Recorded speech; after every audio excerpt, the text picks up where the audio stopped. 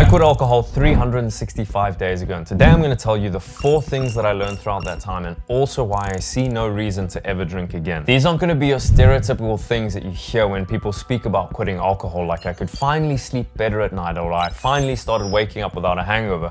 These will be different, with point number 4 being my favorite because I haven't actually heard anyone speak about it when it comes to alcohol. About a year ago, I was watching a guy called Wes Watson and he said something that really struck a chord with me. He said, regret is your guideline.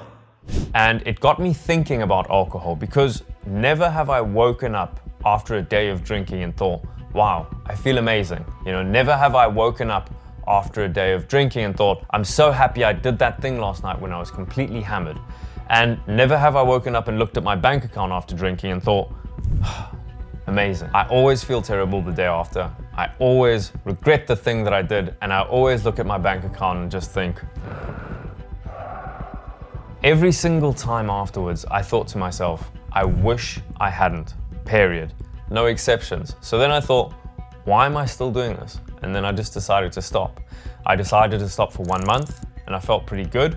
I decided to stop for 2 months, felt pretty good, and then I got up to a year. And this is what I'm going to tell you about today, 4 things that I learned throughout that year of not drinking anything. Point number 1, there were periods in my life where I was traveling a lot, I was working a lot, I was living an extremely stressful life, and I remember walking down the street the one day and I genuinely believed that there was no other way to blow off steam or just to relax or have a blowout apart from drinking, right? And this may just be the way that we view alcohol as society. We leave school, we go to university.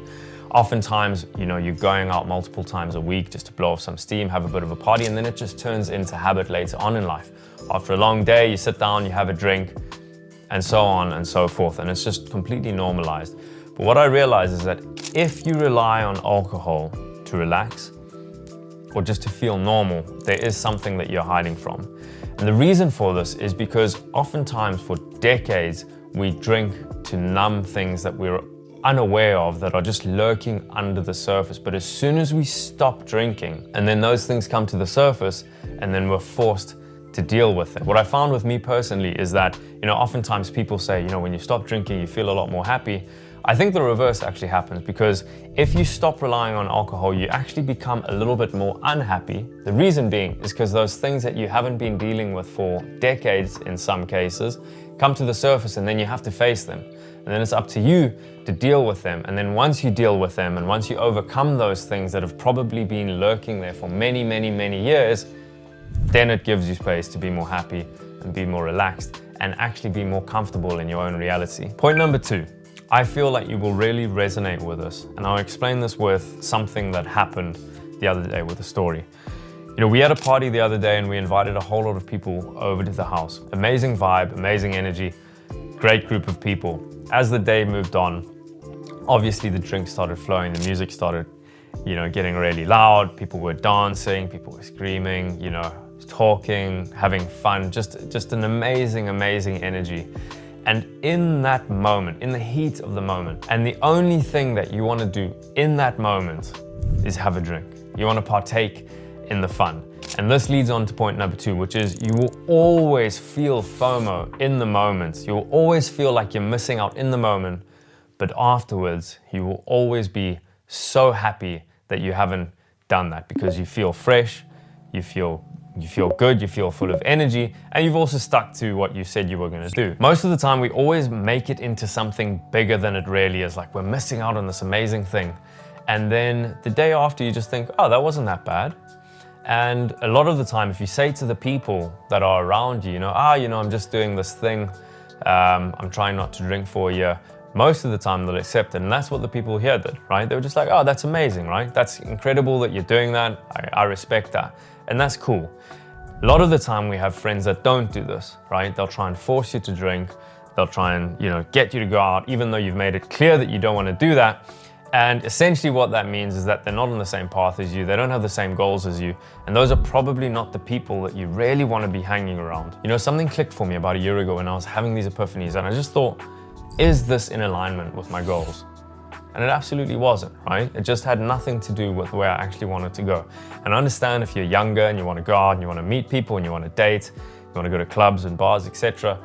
you know, that's your goal. That's your priority at that point in life. But I think for a lot of people after they turn 30 and they really want to get to where they want to get to in life, it's just not in alignment with being the most effective version that you can be, also probably the most happiest. And the thing is, if you value drinking and if you really have to drink to go out, essentially what it means, and if it's getting in the way of your goals, essentially what it means is that you just value that more than your goals, or you don't really value your goals that much. Point number 3, before we get on to the final point, which is my favorite point of all, I was watching a video of myself about 1 or 2 years ago, again when I was traveling and I was quite stressed in that environment. I looked at myself and I thought, wow, I really look old and my face is, you know, puffy. I thought, why is that the case? And I realized in that moment that it was actually because of alcohol. And this is something that I noticed with myself over the last year, is that your face becomes a lot less puffy and you look a lot better. You just look younger, you look healthier, you look more vibrant, you look like you have more energy. And I've noticed this with my girlfriend as well. Her face is way more slim than it used to be when she was drinking. She looks a lot better than she did before. So this is point number 3.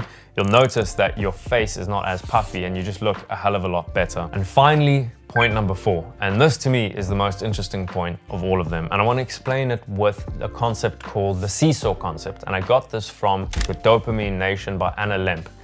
And what the seesaw concept explains is that your brain will try and achieve a sense of homeostasis when it comes to dopamine in the brain. So what does this mean? If you have a massive dopamine high, the brain will try and regulate that and it'll drop your levels of dopamine afterwards, which is also known as a come down. If you have a dopamine low, your brain will try and regulate this and you will have a dopamine spike afterwards. So what this means is that by not chasing dopamine spikes and doing the thing that is a little bit harder in the moment and not actually doing the thing that is as dopamine stimulating, you will then benefit from that dopamine spike afterwards. So what this means in the context of drinking is that if you forego, example, having a drink and you forego that dopamine spike, what it means is that you will benefit from that spike afterwards. Not only from a chemical reactions perspective of what's going on in your mind in terms of dopamine, but you also feel better. You also feel like you've achieved something. You won't fall into that sense of regret if you said you were going to do something and then you haven't. And this makes complete sense because men are happiest when they are in pursuit. Men are happiest when they are undergoing a sense of pain, but that pain has to have meaning. It has to have, you know, purpose. It has to have a reason attached to it in terms of you going in a certain direction. You're sacrificing something for the better good, but by doing so, it makes you feel a lot better as well. So if you undergo that instant gratification in the moment, you then benefit from that later. So those are the 4 things that I learned throughout this year of not drinking and probably why I don't ever plan to drink again. I just don't see any benefit for me right now. I'm sure if you are watching this and you want to have a drink, that's fine. But you know, if you really want to get towards your goals in life and you really want to be the most effective version of yourself and the healthiest version, probably not the best idea. From my experience, the disadvantages outweigh the advantages every single day of the week. I hope you've enjoyed the video, and I'm going to be releasing videos like this every single week. Subscribe, hit the like button, and I'll see you in the next video. Peace.